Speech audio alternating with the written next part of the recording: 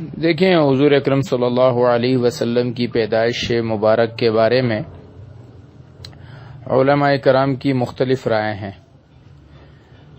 8 تاریخ کا بھی قول ہے، 9 کا بھی قول ہے، 10 کا بھی قول ہے اور 12 کا بھی قول ہے۔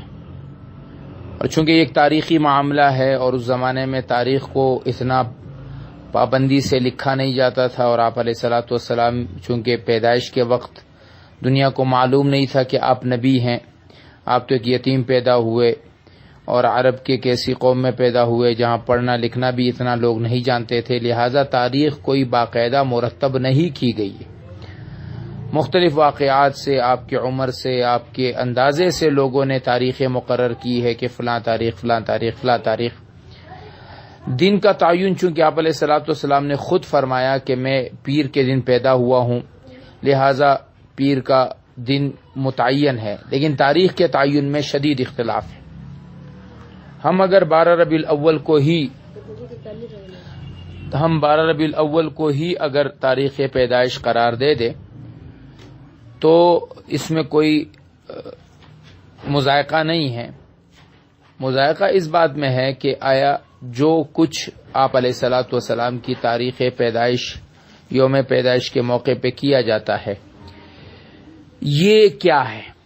اللہ رب العزت نے 9 سپارے میں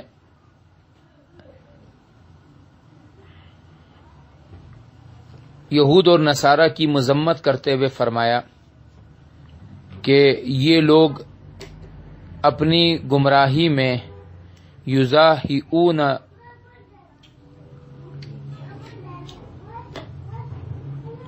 کہ یہ لوگ مقابلہ کرتے ہیں ان لوگوں کا گمراہی میں جو ان سے پہلے گزرے ہوئے ہیں۔ یہود اور نصارہ نے اپنے سے پچھلے لوگوں کی طرح دین میں کچھ ایسی چیزوں کو ایجاد کرنے کی کوشش کی اور مقابلہ کرنے کی کوشش کی، اور وہ بگڑ گئے اور راستے سے بہک گئے، بھٹک گئے۔